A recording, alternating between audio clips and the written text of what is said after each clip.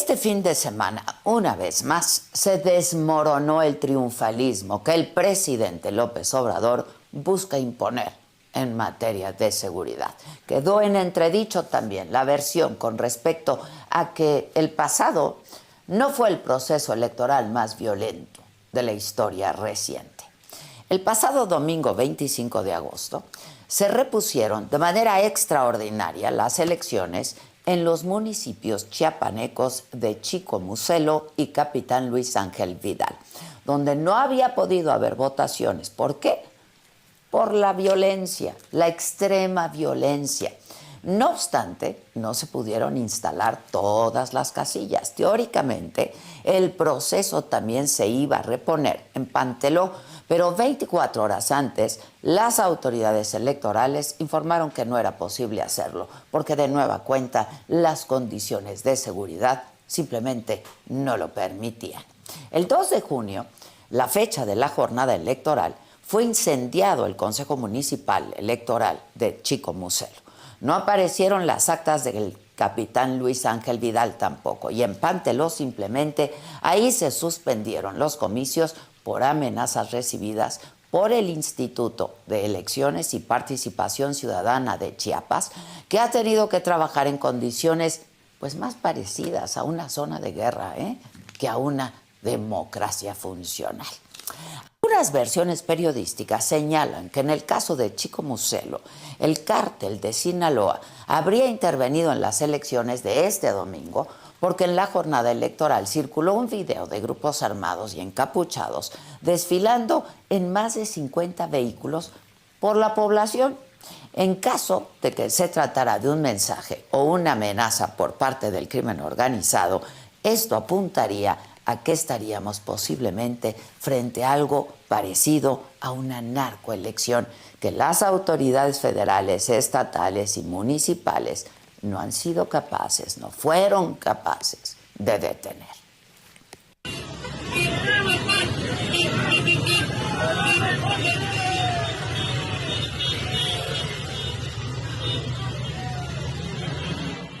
Ahora, esto no es todo.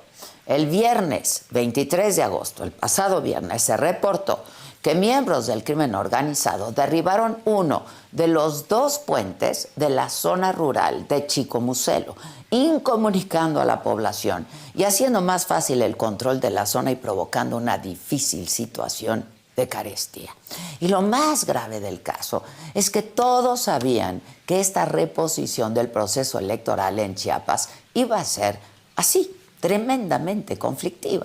Apenas el pasado 21 de agosto, obispos de Chiapas y de Guatemala lanzaron un comunicado conjunto en el que describieron la situación que se vive en algunas regiones de la entidad como insostenible. En su escrito dijeron textualmente que algunos municipios como Chicomucelo, Comalapa, Motocintla, entre muchos otros, están convertidos en un campo de batalla por la disputa del territorio entre grupos criminales.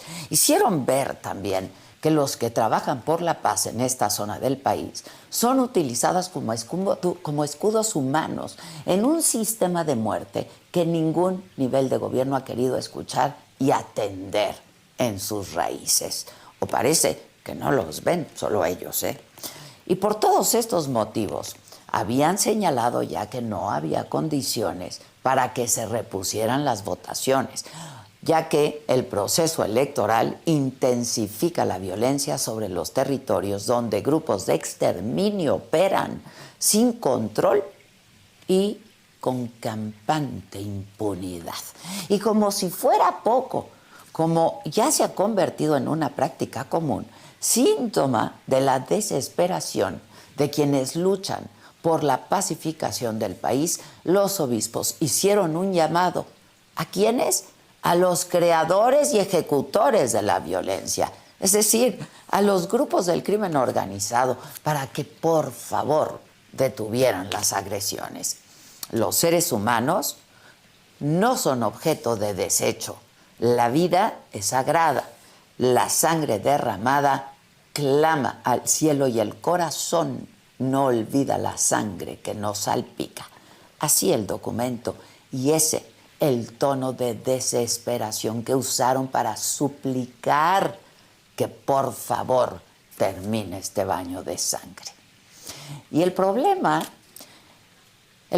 no se limita a la violencia electoral. En realidad se trata de una crisis de seguridad que provocó que hace apenas unas semanas, el pasado 13 de agosto, la Secretaría de Gobernación se viera forzada pues ya a reconocer que por lo menos 200 personas, aunque hay versiones periodísticas que hablan de más de 500 mexicanos provenientes sobre todo de Amatenango, de la frontera, optaron mejor por cruzar la frontera hacia Guatemala con el objetivo de huir de la violencia. El gobierno de México hizo las gestiones para que regresaran de manera segura a territorio nacional, pero muchos de ellos argumentaron que no querían regresar, que preferían quedarse en Guatemala que volver a regiones que están dominadas por los delincuentes.